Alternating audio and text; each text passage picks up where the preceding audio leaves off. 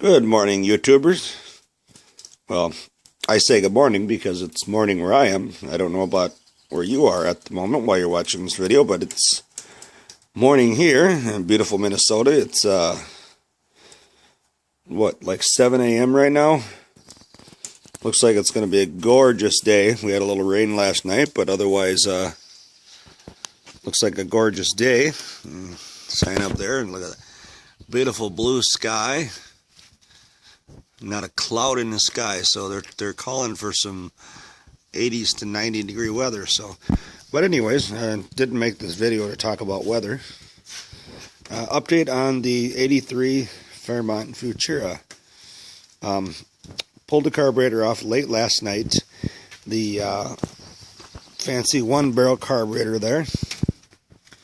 Pulled her off real simple. Took probably about, I'd say 15 minutes maybe. Couple of bolts there, a few vacuum hoses here and there, your throttle linkage. Wasn't real hard. Got the carburetor over here laying on the bench. So, little 1-barrel carb. A lot of vacuum hoses, a lot of wires. These things are controlled. The only thing that's electric on it is the electric choke is controlled electronically. The reason I pulled it off is I ordered a new one. It should be here this morning from O'Reilly, around $250, and then there's a $35 core for the old one, which I'm keeping this old one. I'm not going to return that. I'm not going to give that as a core, only because I would like to have it for a spare if I ever need any extra parts off it. It saves you a little bit of money, so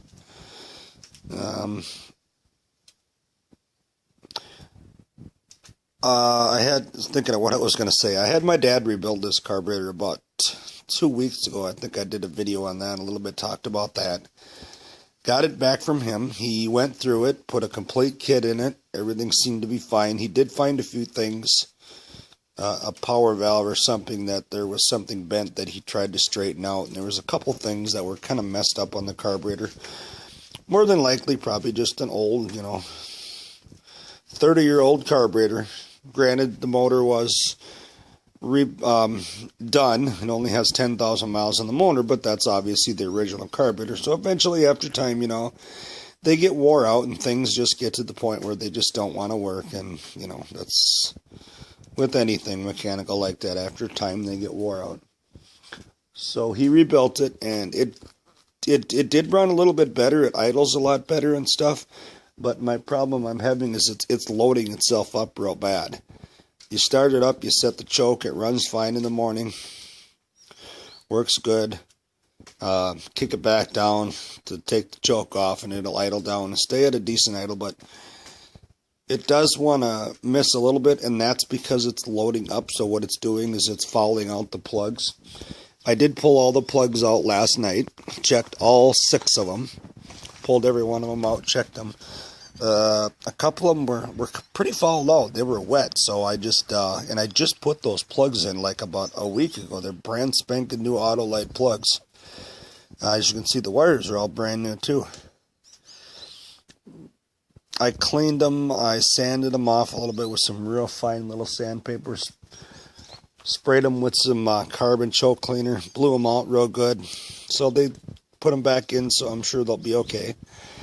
I wasn't going to go out and buy a new set of plugs. Like I said, I just bought those, so kind of a waste of money. So the new carburetor will be here this morning. I just got to run to town and go pick it up. Bolt that baby on, and I hope that it solves my problem. I hope it runs a lot better than it did. I'm hoping that it'll take care of my loading up problem.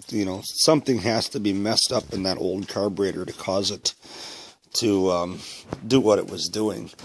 Because you could tell it was loading up bad because it just stunk. The exhaust just reeked. I mean, it was blowing out smoke like crazy.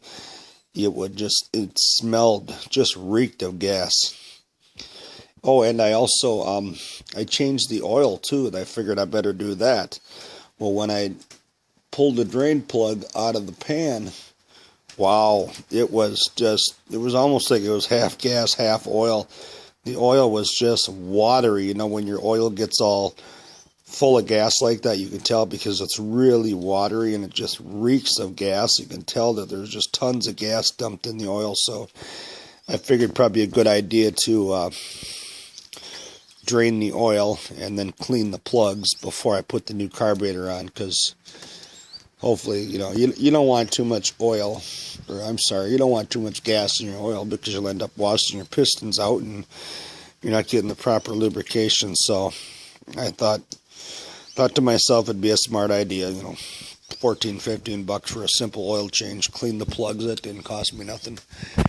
Carburetor's going to cost me about $250, and I suppose after tax and figuring in the $35 core, I'm looking at around $300, but I get a discount too. So alrighty, little update there on the 83 Ford Fairmont.